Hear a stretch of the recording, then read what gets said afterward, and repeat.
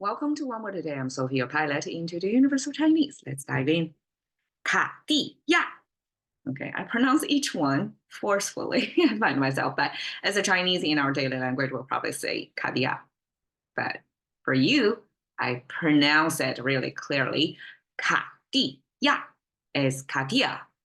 Translation. It's a French brand, and French pronunciation is weird, right? So I mean, I'm learning French. They are cute. But for Chinese ears, Cartier is the best phonetic translation. And again, stuck earth inferior. If you look at each sound, they map to a character, and each character have a multitudes of meanings. And I pick the most frequent meaning for each character. And the image conjured stuck in earth, therefore inferior, doesn't really make sense. And it's not a pretty picture either. So I'm not sure, the branding team really made a minimum efforts to pick among so many Chinese characters at this combination.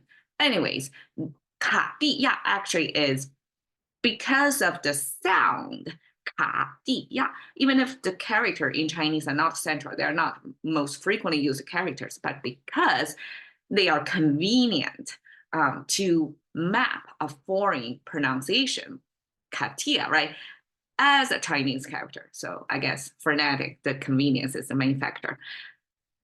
And when I look at each individual character, it's really fascinating. It tells this ancient story about how this culture views things, how Chinese express you're stuck.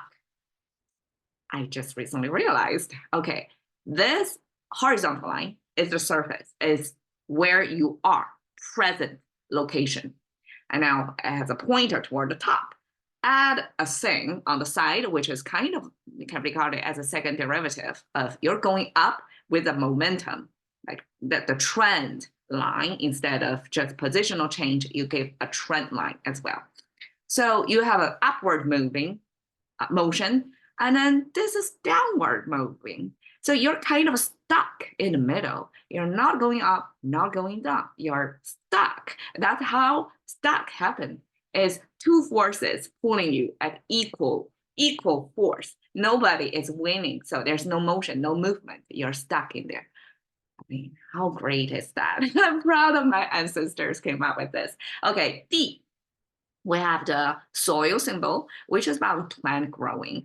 And the first horizontal line, again, is a ground level.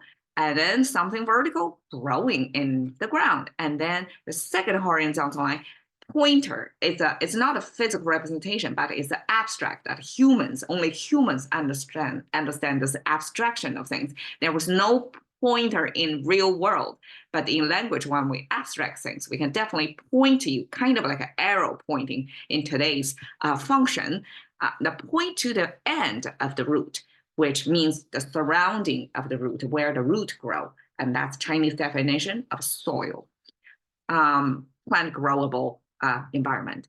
And the right side is a female external reproductive organ. I'm a little bit shy to say about that because visually it does pretty vividly representing that.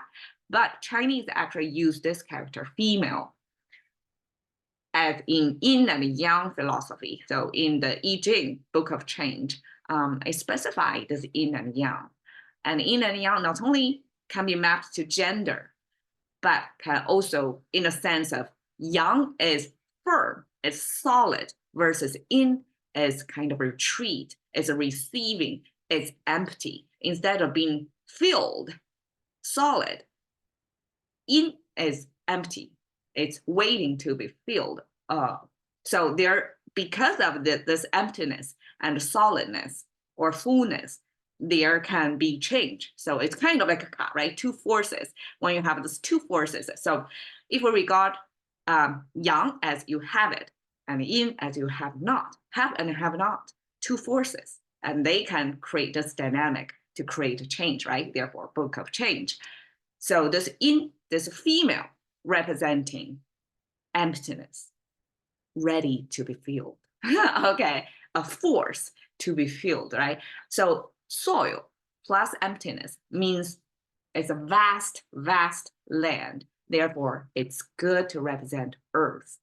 All right. inferior is a shape with a bulge on the side. So according to some scholar, I haven't figured out fully that it was a kind of a mold making. And in ancient times when we're building some, we're molding something, and this mold kind of a bulge under pressure or something, so create an imperfect surface. So this then becomes inferior. And curiously, Chinese use ya paired with continent, means Asia. They call themselves inferior. They call America 美国 beautiful country. I mean, I don't get it. Like, why? All right, 卡地亚 together doesn't make any meaning to Chinese ear, but we're used to this foreign imported sound translation. And when we see three things put together, doesn't make any meaning, we know it's imported. So that's 卡地亚. Thank you for your time. See you another day.